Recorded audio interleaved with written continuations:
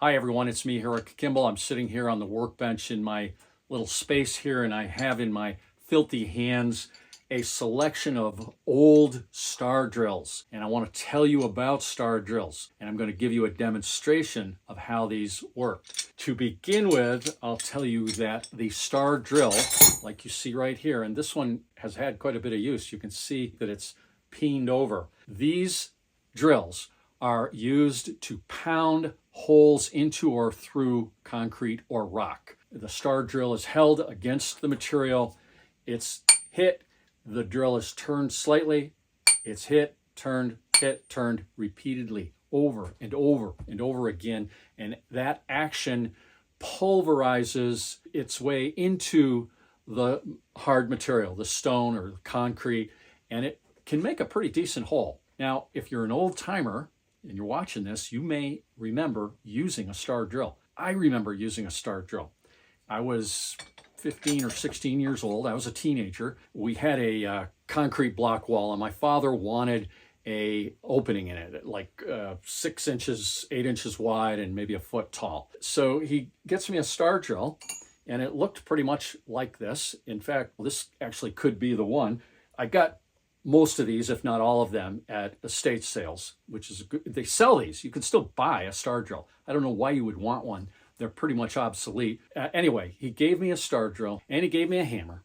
And he said, what you do is you get a hole in each corner, and then you put more holes around the perimeter, and then you kind of bust it out that way.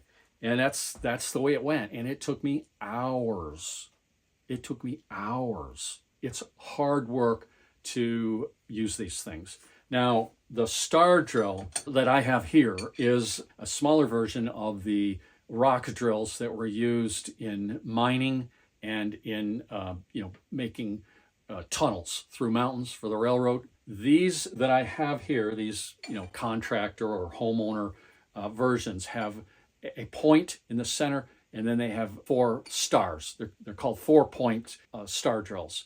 But the miners often had 6-point star drills. They were long. They could be 4 foot long and maybe even longer. I'm not real familiar. I just know they were much bigger than these. Many of them had a hole down through the center, and that hole was used to blow through and clear out the dust as it was being made.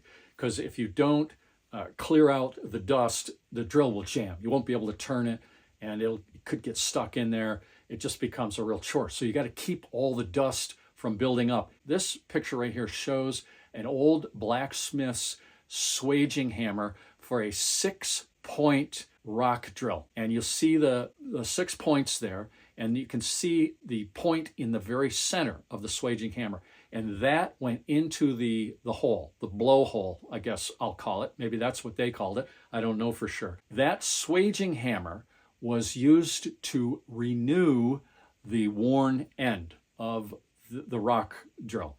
So they would heat up the end of the rock drill. They'd put the hammer over it, beat it, and reshape it, resharpen it, you could say, and then they would follow through with hardening and all of that, and they'd be good to go. You know the story of John Henry. He was a steel-driving man. Laud, he was a steel-driving man, and he used his hammer, much bigger than this one, to drive these drills all day long. And he beat that steam drill. But I digress. Let me now demonstrate for you how to drill a 1/2-inch diameter hole through a concrete block with this star drill and this hammer.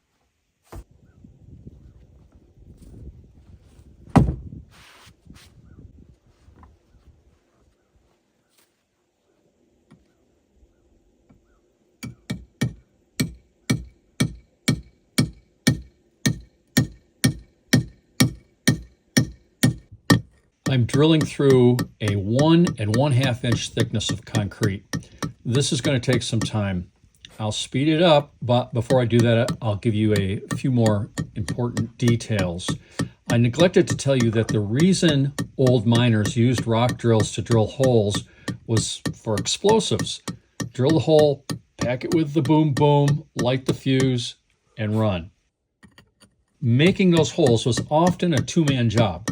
One man hammered on the end of the drill while the other known as the shaker, turned the drill and kept the dust cleared out.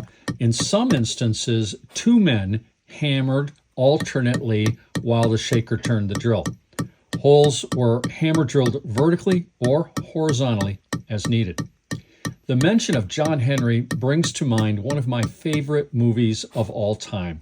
It's Tall Tale, with Patrick Swayze playing the part of Pecos Bill. Him and Paul Bunyan and John Henry are in the movie, and I'm telling you, it's a great story. It's easily the best movie Disney ever made. Anyway, in the movie, John Henry competes against the steam drill out in the open on top of a big chunk of rock. That's hardly realistic. Those old steel drivers worked in the dark, and they sucked down a lot of stone dust. Most of them ended up dying of silicosis. It was brutal work and a premature ending. Like I mentioned previously, these star drills are pretty much obsolete. As I'm sure you know, a hammer drill, even a cheap one from Harbor Freight, can easily drill a 1/2 inch hole like I'm drilling here in seconds, not minutes. The only scenario I can envision where these star drills would be useful is if the electrical grid goes down for good and we need to rebuild civilization. I've run out of stuff to say. Let's speed this up.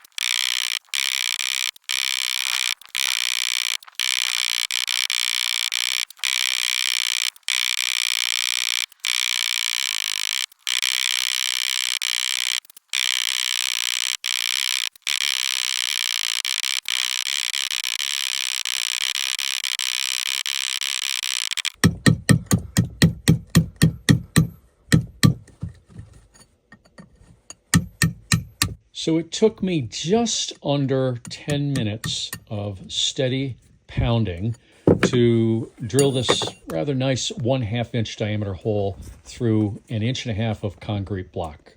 And that's how star drills work. Thank you very much for watching. Hope you enjoyed this. Give me a thumbs up if you did. I always appreciate that. And I'll see you in the next one. Bye-bye.